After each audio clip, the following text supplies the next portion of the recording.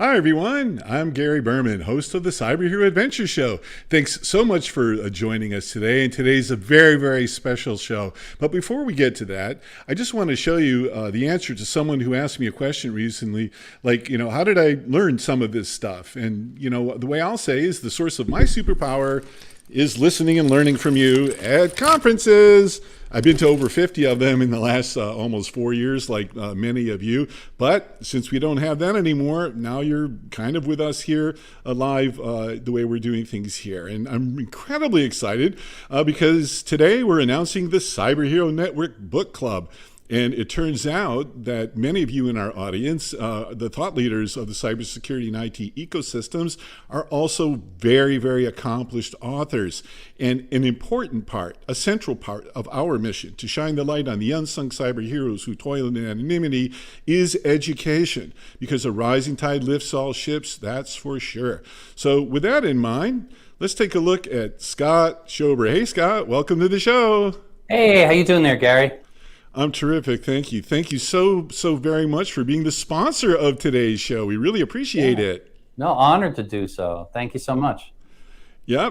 So why were you just sort of a glutton for punishment? Why did you decide to partner with us? Well, I think you got a great audience, and the fact that you're making cyber fun, you're providing education, it ties nicely in with my mission and in certainly educating audiences when I speak to people, when I'm writing, when I'm blogging. It's all about sharing information. And when we share information together, we help fight cyber criminals. And I think we're in a sense, we've got a very similar mission, as well as many other cybersecurity influencers out there. So it's wonderful to strengthen numbers. That's the way I look at it. So we're all working toward the same great cause. It's really true. And one of the things that I've noticed through my sort of Forrest Gump journey into this digital universe is that the criminals are horizontally organized. They share information freely. There's no competition, really, or limited, they work together. But the white hats, the good people, the defenders, they're more vertically structured. And some of that is because of regulations and intellectual property and competition and stuff like that. That's the space that our Cyber Hero Network is attempting to bridge, to get people to share in this way. What do you think about that? I think that's really important because right now, when we analyze lots of these breaches, we see constant kind of two sides of it. You've got the private sector here, you got the public sector, and that information is not flowing freely and not being shared enough. They're doing better at it. And there's a lot of encouragement there, especially through the government. We got to share information, especially to fight off all the problems with ransomware attacks, to really give some strength to these companies and government agencies so they're not constantly beat up and targeted and ended up being stuck in these ransomware situations that are costing millions of dollars. So I think the more and more the private and public sectors can share this information, techniques, vulnerabilities, and how to really shore them up and patch them, the better and stronger we'll all be as a nation. I mean, that's incredibly well said. And it's interesting, you talk about ransomware. This is one of our characters. This is Wilbur WannaCry. And that's just how we depict ransomware criminals. So, it's very interesting, what you just said, Scott. But wait a minute, we have some breaking news. The Cyber Hero Network launches a book club. What? What does that mean exactly? Let's find out from Richard Steinen. Hey, Richard, how you doing? Hey, Gary. Hey, Scott. Good to see you guys. Hey, how you doing, Richard? Doing great. So it's no surprise that you guys have books in common. Look at your background. Yeah. And look at this book. Oh, you have his book. One. Yeah. Oh, my goodness. Look at that little book. Except mine's a year old. I got to get the 2021. I'm still waiting for that to come in. So yeah. Soon. Well, that's fantastic. So my question, Richard, to you at first is, what percentage of the books that you have in the area that you're working in have you written? And then, what is the answer to that? Because you're pretty prolific and you work with publishers. Tell us about that. Well, let's see, 8 books out of probably 1,000. So that's 0.08%, something like that. So, part of being a writer, I think, is being a reader. and especially if you're writing nonfiction, right? So you need all the sources, and you need to know what the other people in the industry who've studied something are doing. Half the books behind me are from I went back to school to get a degree in war in the modern world. So they're all military history books, which has always been a hobby of mine. I needed the degree so I could talk about cyber warfare without being laughed at. Wow. Isn't that interesting? So that particular course was pertaining, to cyber warfare? No, as a matter of fact, it was an interesting story. When I joined, I told the professors that, I'd written a book on cyber warfare, and they'd said, well, none of the professors here are going to be able to teach you anything about cyber. And I said, that's okay. Nobody could teach me about cyber. Maybe I shouldn't have been so snooty about it. But I need the academic understanding of nation conflicts, right? So all the way back to World War II and from then. And then by the time I graduated, it took me 3 years. By the time I graduated, 4 of the professors had published books on cyber warfare. Wow. And without going into anything confidential, I mean, how would you rate them? Without being specific. Well, I can be specific because one of them inspired the title of my book. So Thomas Ridd was a lecturer at King's College, and his book came out the same time as my very first book. Mine was called Surviving Cyber War. His was called There Is No Cyber War. And if you look at it, we both use the exact same examples from recent history. Estonia, Georgia, all the same incidents. I used that to build a case that cyber war was here, and he used it to build a case that none of them were warfare because they didn't meet a Clausewitzian definition of warfare, which involves the use of force. And then the attacks hadn't included any sort of forceful action. And so just to stay on that point one more moment, do you think he's changed his assessment now that we have things like colonial and no, he'll say, I think he has to back up a little bit on the attacks on Ukraine that shut down the power grid, but you could still say that's cyber sabotage, like Stuxnet was. I see.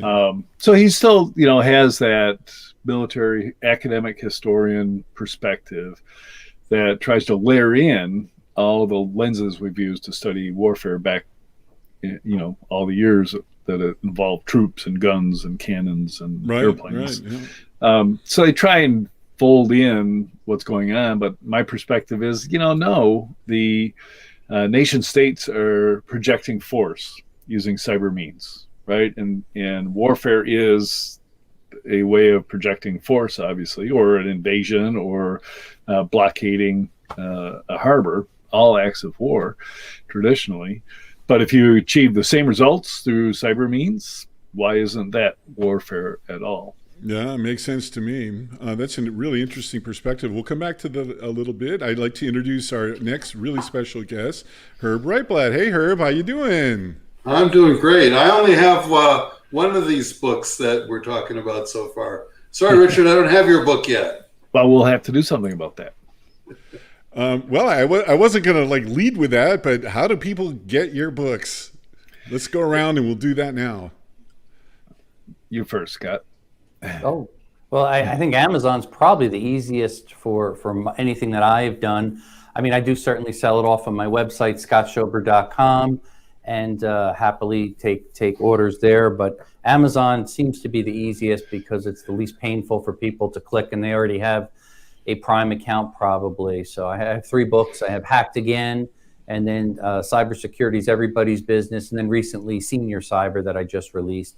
And again, feel free to, if you do have a chance to read it, I'd love for feedback, good, bad, or ugly, because to me, that helps me improve as a writer. As Richard said before, I think it's really important that if somebody's writing a book, that they research many books, and it helps really round you out as a writer. So at least you can look at different perspectives and hopefully the audience will gain a lot more from that. So you've learned in the process. It's not just sharing your thoughts or your opinion, but rather really a shared opinion. And that's really what's nice about the cyber community. I think everybody shares information so nicely, and that's important, so we can work together. Again, bringing together public, private, every way we can share, it's going to help defeat the enemy, the cyber criminals.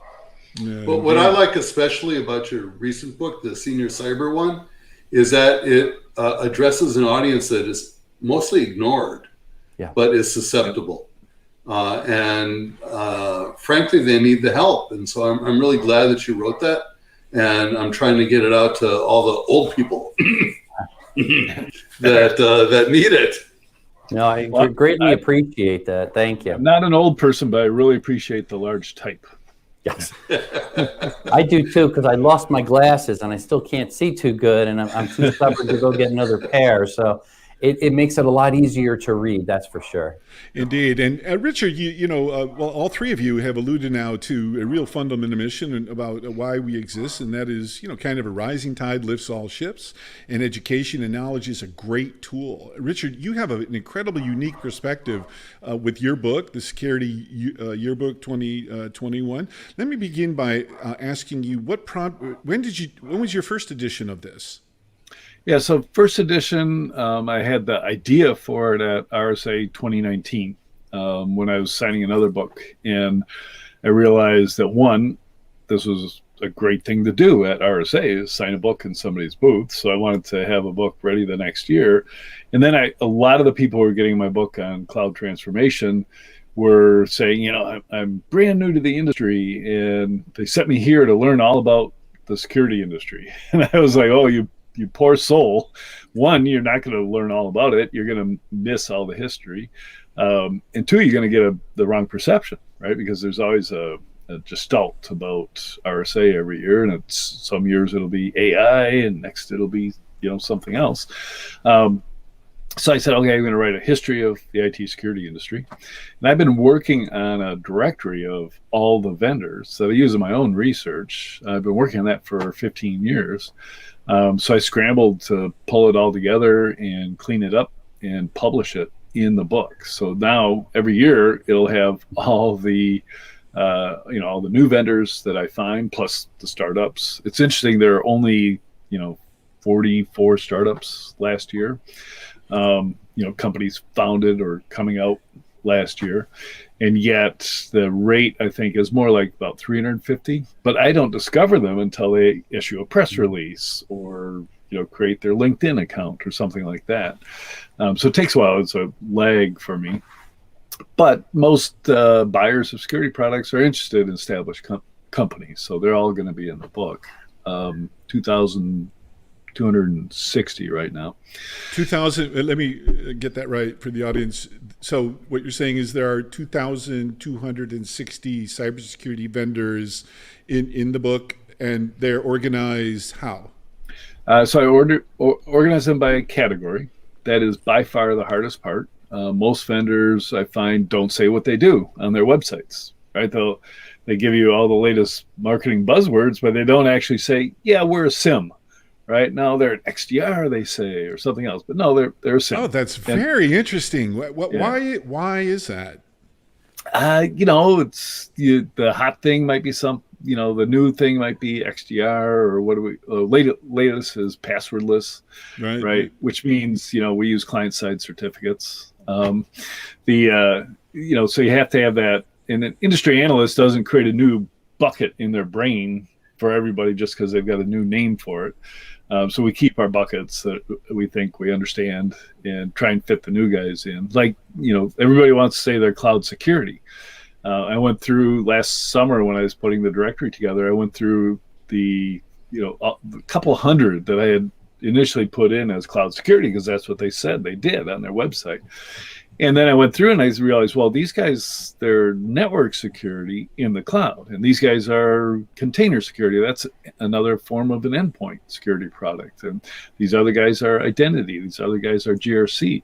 I was able to put everybody who claimed their cloud security into my major buckets. Wow. And so there's no to me, there's no cloud security market. It's just new infrastructure, and we still have all the same elements of security that we've always needed.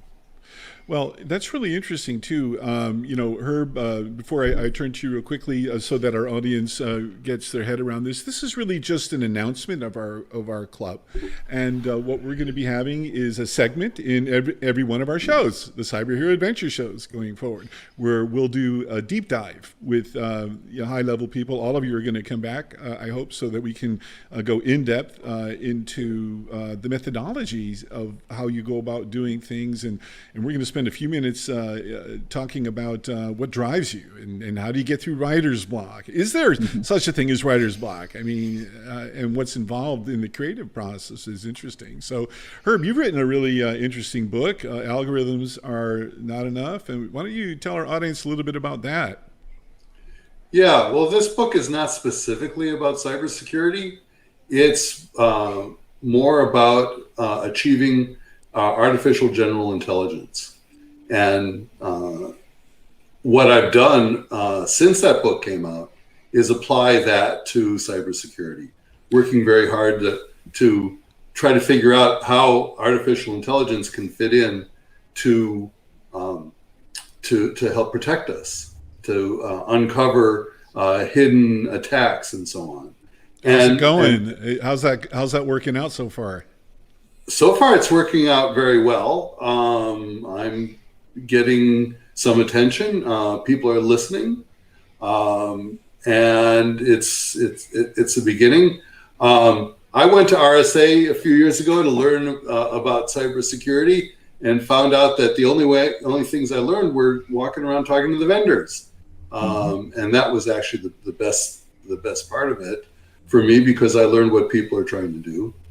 About their websites, they assume you already know what they do, because they haven't thought through the perspective of trying to meet people where they are. They assume that people already know because the person who writes the website already knows. That's a general thing that authors have to deal with. When you write a book, especially like Scott's book, you have to figure out what your audience doesn't know and start there and lead them through to what you want them to know. If you just assume they already know it, there's not much point in writing the book. Indeed. So my book, when I wrote it, I had in mind one of my friends who was a retired securities analyst who was interested in technology but really didn't know much about it. And then he had he was 91 years old, I think. Wow. And he could, I worked out with him at the gym. He could still outlift me. Wow. That's great. He got strong. He got weaker as he got older, and I got a little bit stronger because I tried to keep up with him. But that was my model for my audience. If he could understand it, then I was meeting the need that I was after. You know, one of the interesting things, turning to Scott now about this, your first book was Hacked Again. Was that your very first one? Yeah, Hacked Again. You know, and many of you know, or some of the audience might know, that I was a victim of persistent cyber attacks, and had a very similar experience to Scott. So, Scott, your motivation sounds. What was your motivation to do the book? Honestly, for Hacked Again, I was not planning on writing a book. What the short of the story was, I was doing some interviews. In fact, I was in New York City at the time, in Manhattan. Just did a Bloomberg interview, came off. I got a call by, I believe it was the Associated Press, and they said they heard that my company was hacked, and would I be willing to share the story and kind of go on record? And I sat there and I was kind of a little nervous, and I said, geez, I said, I'm running a security company. Do I want to go on record and saying that, hey, I'm an idiot and we got compromised and hacked? And then I said, well, as long as you let me tell the story and it can be used so it will help other small business owners so they maybe don't make the same mistakes I do, at least I'll feel better, because I've learned a lot in the process. So the story went public, got a lot of attention. Then a couple people, colleagues and associates, and they all said, Scott, you got to write a book about this. Share your story, because then other people will hopefully learn and won't be as dumb as you are and making these mistakes. And I said, well, I'm not a writer, but I got nothing to lose. I got some help. My brother's really good, so I bounced a lot of the ideas off of him, and he was able to kind of get in my head, because again, we worked together, we grew up together, and he's got more of the creative side and a better writer, I believe, than myself. So it was great to bounce ideas off of him, and he could help me structure it a little bit better. And I basically learned how to write, I think, because I was always weak in that area. So to me, the nice part is if you have a story to tell and you're willing to roll up your sleeves and do research, and it does take hard work and it takes effort, but it's something that you too can be a writer if you got to share a story. And I think all of us were excited, Gary, to look forward to put you on the spot to read your story when your book comes out. Gotcha. Brava. Okay. Yes. I want a Peabody Award or something in internet television for that unbelievably perfect segue. That was nice. I mean, round of applause. That was just like smooth as silk. And it wasn't planned. That was spontaneous. This is all. I don't look. You know, I'm the Forrest Gump of cybersecurity. I mean, so we're just here. Yeah. So that's the cover of my book, Stalking on Air: The Incredible True Story from a Victim of a 15-Year Cyber Attack. I don't know when it's coming out. The genesis for my story, if allowed to share the same thing you all did, which is it was originally came from a diary. You know, I just had random thoughts of a cluttered mind, and I just wanted to get them out, and so I just dictated, into an iPhone, and it went on for 6 months. I mean, just all these things that were happening to me as I was documenting the crimes and things like that, not knowing where to go for help and would anybody believe me and all that. So I, by the time I actually had them converted to text, I had over 50,000 words.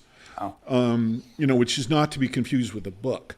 And so, but I thought about it. I said, okay, stalking on air, interesting, is descriptive. And I had this guy, his life shattered, like on the cover, kind of a thing. So, I am, open to a co-author if any of our audience is interested in helping me just finish it, because I stopped doing that dictation about 5 years ago.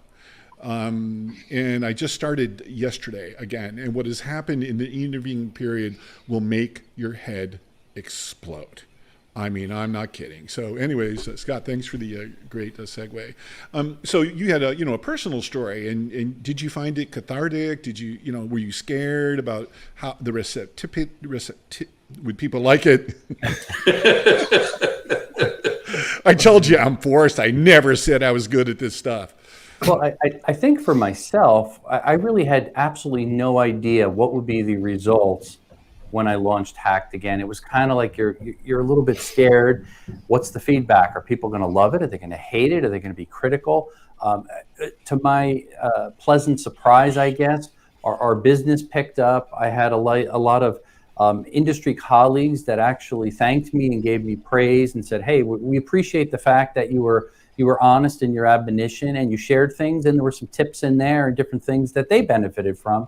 And it kind of got that attention to the point where it will still today. In fact, I got a picture the other day from a colleague of all of ours, Bob Schiff. He was down in Florida, and he saw somebody walking around on the street with a Hacked Again T-shirt that they must have got from one of my book signings or something. Nice. And he texted to me and he yelled out the car and he says, "Nice shirt." And then the guy yelled back, "Oh, love the book. You got to read it." And he goes, "Oh, I know the author." So it was kind of funny. We were joking around a little bit. So I think part of the process also, and I think all of us can appreciate this, as a writer, you kind of have something trapped in here. Once it gets out, it opens up the doors to numerous things. For me, once I launched my first book years ago, it opened for me the opportunity to actually speak in public.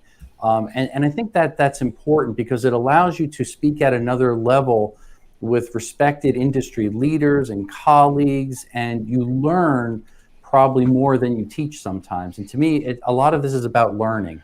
The more I learn, the better I become as a writer, and I'm almost a student the way I look at it. And what did it lead me to do? It led me to write the second book, Cybersecurity is Everybody's Business. Then I identified a niche area that was underserved, with that being the seniors that are often targeted.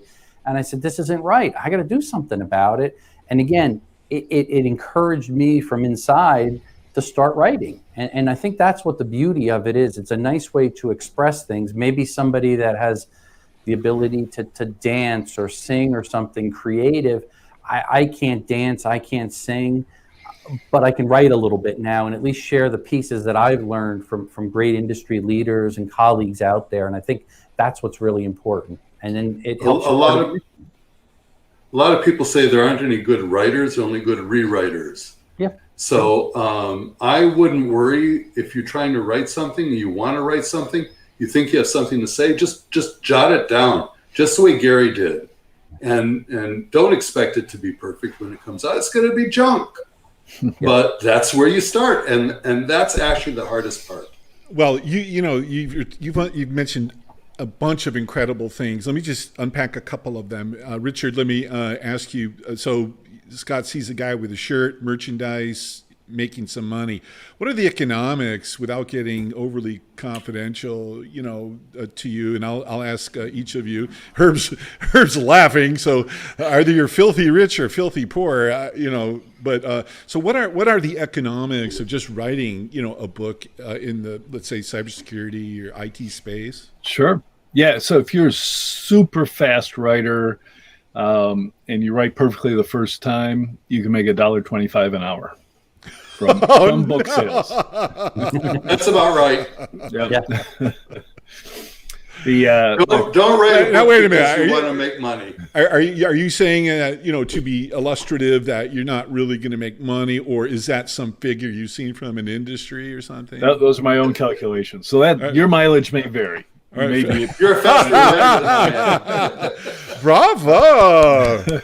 Richard, wait, let me ask you something. How often do you get to be funny on these webcasts or whatever? I mean, seriously. Not a lot of people think I'm always funny.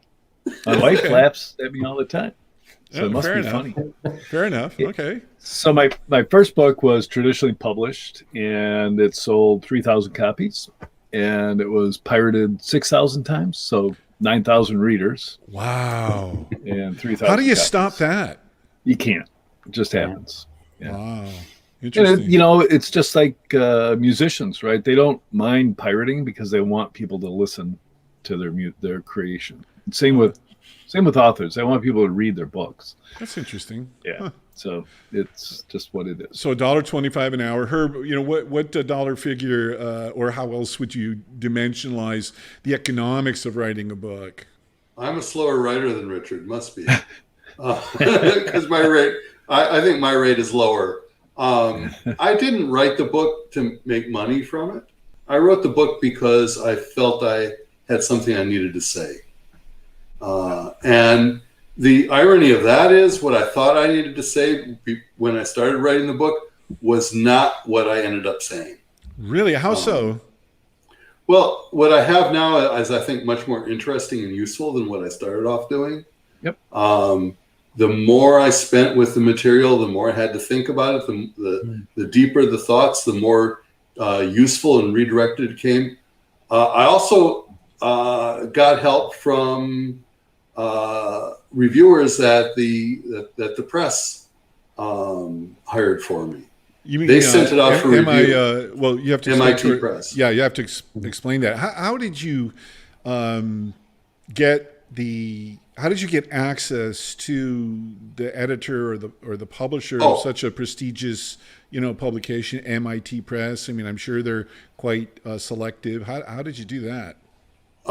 This is about my fourth or fifth book with them. Okay. And it's in large part because I used to be an academic, and we used to run conferences and write proceedings books based on that. And I've co-authored a few. So when I got ready to write this, I sent an email to Phil Laughlin, and I said, "Do you remember me?" And he said, "Of course I remember you." And he kept calling me professor. I said, "No, that's not appropriate anymore." But I gave him a proposal. I wanted to use a traditional press rather than publish it myself, and it turned out to be, I think, a good judgment. Right. Because I wanted the external input, and I wanted the external validation to some extent of what I was writing.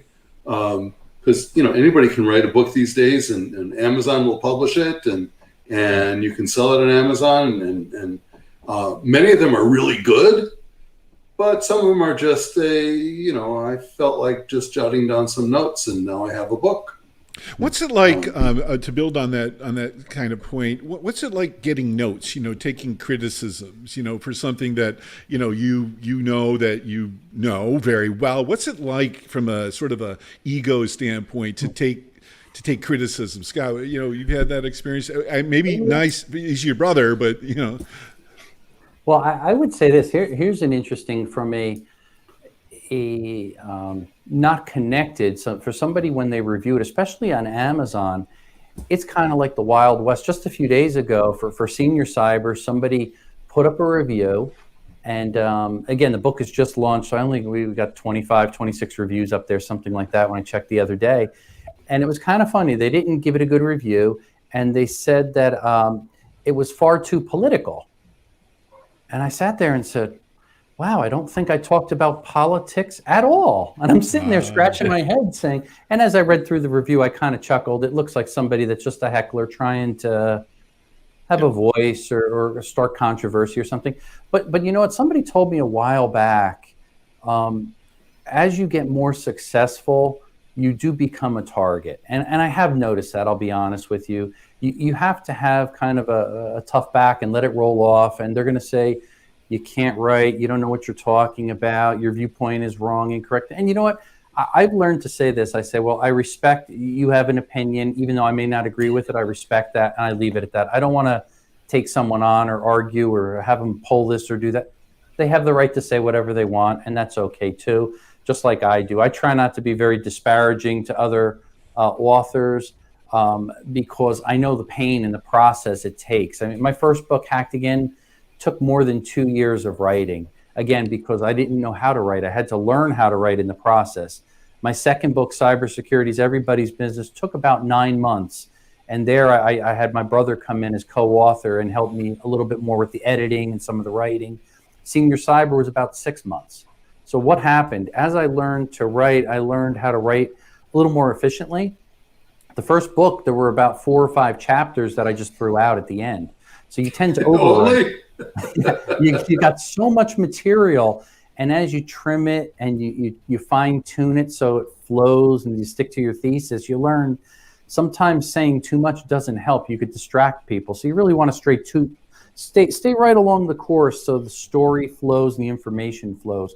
So I learned in the process as I transitioned from second book to third book, everything I did was really just speech to text. And I encourage writers to start that way. If you're not good at typing or you get so hung up on sentence structure and grammar and spelling and things like that. So when I'm in the car, I just like you do speak. Just speak and talk. And then you go back and then you refine it and improve the craft until it really flows. And then it's a little more enjoyable. Little tips and things, that's what I picked up in the process or the journey of writing. And to your point before about money, do you make money doing it? Yes and no. Did I go into it to make money? No, I went into it to tell and share my story in hopes to keep people safer, especially small business owners and especially with seniors, that they can get something out of it. In the process, I don't think you make a lot of money selling books, but you make more money by all the other things. And what does that mean? You're hired to speak and you say, okay, well, I'll speak for this particular fee at this trade show, and then they'll buy 100 books and they buy it directly from you. Yeah, then it's a little bit profitable or very profitable, depending upon the event, the venue, and the size and so on and so forth. And certainly I've made more money on that aspect of it than selling a single copy at a time on Amazon. And that's probably true of everybody. And it also, for me, it supports my business. I mean, we've got a wireless threat detection company focusing on cybersecurity tools. And when you're writing about it, and you could send that as a little thank you gift to a customer or a prospect, it translates into many things. And I have to forgive the interruption. I can testify to what Scott's saying because a long time ago he sent me a box with his books in it. And I said, well, that's a pretty big box for a book. And I opened it up and my head exploded. I mean, he had a puzzle with his brand on it.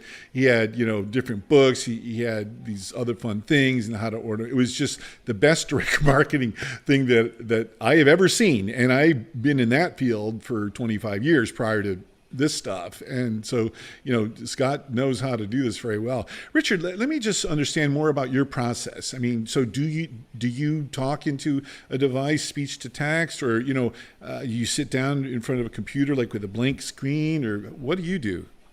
Yeah, I usually schedule a week to write the bones of a new book. Oh. And then I go off somewhere. So, a motel on Lake Michigan or Lake Huron.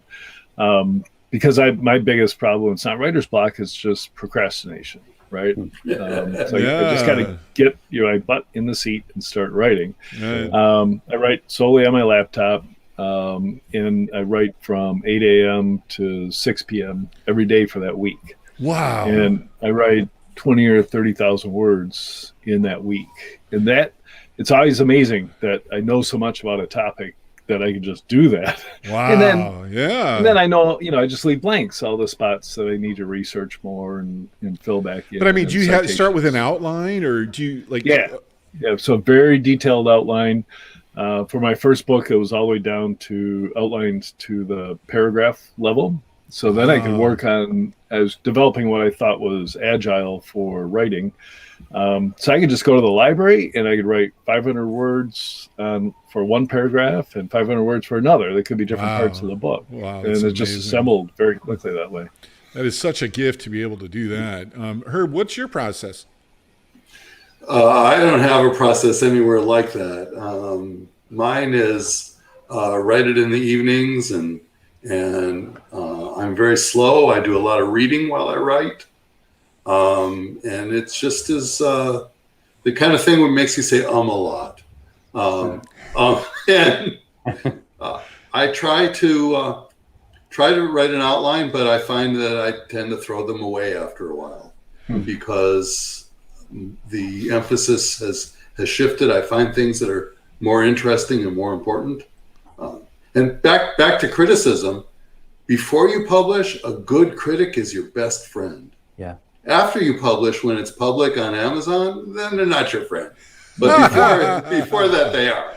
That's really funny. And I have to tell you, I mean, in some respects, maybe I could be considered an author. We've done a number of superhero comics. Those of you in our audience, would know that from us. This was about following the money. It was about financial services. And we did one called Defending Your Health, about protecting personal health information and the security of digital medical devices. And it's been a very interesting storytelling experience because the way we have to do it is we actually do a script like it's going to be a movie, because you have to say, okay, show Ivan the identity thief leaning over, looking into a computer. You have to write all this out.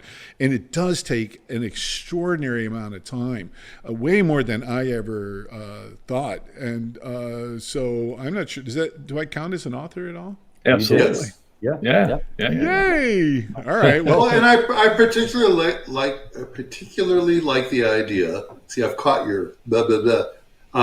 I particularly like the idea that you're using the graphic novel kind of approach. Yes. Because it reaches a different audience with different ideas, and it removes some of the intimidation factor from it. I'm going to change my LinkedIn profile to say author and publisher. I mean, Yeah, do it. Go for it. Do it. We had almost 5,000 people read, cybersecurity people read Defending Your Health, with no marketing, nothing. People like superhero comics, it turns out. Yep. So as we're wrapping up here, Richard, what final thoughts do you have? Is there anything else you'd like to share, with keeping in mind for our audience that Richard's going to be coming back at some point in the near future? Our strategy is to have one of you and all the people in my world are incredibly important thought leaders and stuff. By the way, someone asked me recently, about who our audience is. So, just pop it up there so you can see the level of people people that we have access to. They're all, pretty high level people, so that's cool. And so, Richard, what's next for you? Yeah, so I've decided that my life's work is the security yearbook. So I'm going to be doing that every single year, and I'm going to enhance it with more and more valuable information that can act as a reference and a textbook for people. And then I'm slowly developing the publisher model because I'm frustrated with Amazon. Amazon doesn't tell the author who buys the book. You have no idea who's buying your book. Wow, that's interesting. Yeah, so I'm printing them here in Michigan, shipping them to a warehouse, and then doing fulfillment from there. So you have to go to my website, but that's easy nowadays to set up. And since nobody buys a book on Amazon unless you've tweeted or written about it or done something to promote it, so Amazon gets their 55% cut of every single book sale. Is that the number, 55%? Yep. That's industry standard. Wow, I didn't know it was standard. that much. It's the retail cut. Yeah. So I figured, and besides that, most of my book sales are in volume to vendors or people who want to have it at events. So typically I'd have to go to Amazon and have them print them up and ship them to whoever, and then invoice the customer. Oh yeah, I've got them sitting in a warehouse. I can ship them anywhere in the world just by sitting down at my computer. And it just gives me a lot more flexibility, I think. So, but it's an experiment. I don't know if it's going to work. Wow, that's interesting. So just to clarify, the best way for people to buy your books is to go to Amazon? All my books except for Security Yearbook. Best way to get that is to go to it-harvest.com and navigate your way to the shop. it-harvest.com. And you and I had mentioned something earlier. You had, because of COVID, some additional copies of your earlier book. Maybe there's something you can think about, in some way, or I don't know if you wanted to say anything at this time about that or not. Yeah, sure. So, I had the most, amazing book launch at RSA 2019. Or 2020, and then we got home and all of my speaking gigs were canceled on the same day, right? For the rest of the year. Yeah. And so in addition to just focusing on writing more books, I didn't have all those speaking engagements. So I've got several thousand copies sitting in a warehouse, and they cost $15 a month per pallet to store. Wow. So but I don't want to throw them in a dumpster. I want to do something with them. So right now I'm using them as marketing material. Last week we sent one to every member of Congress because they're all talking cyber. Oh, what a good idea. Fabulous. Yeah, good for you. And now I'm working my way through, the executive branch and, Scott Inglis and Jake Sullivan and, anybody who touches on cyber, in the hopes that one of them will either put it behind them on their bookshelf when they're doing a CNN interview, or hand it off to a staffer who can get some value out of it. Well, they could ask for some help to protect the country. How about that? And they've got tons of former generals that are cyber experts. Yeah, okay. Well, all right. Thanks a lot for that, Herb. How do people get a copy of your book?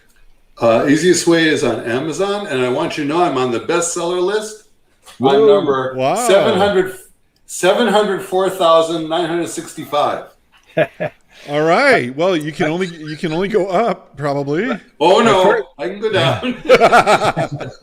My first book is at 3.3 million, which is pretty close to the bottom.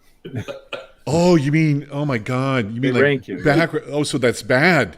The higher the number is just like an inverse relationship. Right. It's ranked. Oh, I'm sorry. Well, I hope this show helps you. I really do. That's a large part of our mission. And as we're wrapping up here, let me again say thanks so much to you, Scott, for who you are, and all of you for who you are and what you do, and for Scott sponsoring the show. If Scott, anything else you want to wrap up with? I was just going to say, kind of talking to their point, I think it's a good idea if you are selling your books on Amazon. I also have them here at my warehouse. I usually keep 1,000 of every book here, and unfortunately I do soft cover and hard cover. So yeah, I have a whole bunch of pallets on the shelf. And reason being, just to Richard's point, when I have to get asked to speak at an engagement, and they say, hey, I need to buy 100 books of this particular format, I could just ship them out direct to UPS. You make a significant amount more profit from that one sale than, you know, selling hundreds or thousands on Amazon, because this is how much they're going to pay you. And again, nothing against Amazon. They've got a great engine, but at the same time, I'm very frustrated with Amazon because they do take a really big cut of the hard work that you put forth. And sometimes that could be a little bit challenging. And as far as getting up in the rankings, I think keeping out the buzz there, great shows like this, and every time I have a media appearance, podcast, tweeting, all of that stuff, I've had the privilege of all 3 of my books hit in the top 100 bestseller category. At one time, I had all 3 of them there, which I was kind of blown away. And the reason of that is, well, hopefully people enjoy it and they rate it and give reviews and so on and so forth. But when you have more than one book, people tend to go back and buy your second book, your first book. So writing one book only, it's hard to grow the recognition, I guess you could say, or your status as an author. But if you can keep delivering on that, and keep launching books, it gets a little bit easier each time. And people tend to talk. They say, hey, if they enjoyed the book and said, hey, this was a good read. Oh, I see this author has another book. Let me go check that out. So you'll find that that's a way you can kind of grow as a publisher, as a writer in the world, especially with Amazon controlling all of the things. Indeed. Well, a special thank you to all of you today. This has been incredibly illuminating, the process of writing books, the thinking, the feelings, the thoughts, the economics. I mean, there's so much to unpack in this area, which is why we're incredibly excited to have this as a recurring segment, as I mentioned earlier. If you would like to be a part of our book club, either because you've written a cool book or you're interested in it, just send me a note at Gary@cyberheroescomics.com. And I'm going to say something that I don't normally say. Mission accomplished. So, you know, on behalf of a grateful digital universe, of which you guys are, you know, incredibly important, thank you so much for who you are and what you do and why you do it. Until next time, I'm Gary Berman. Have a great day.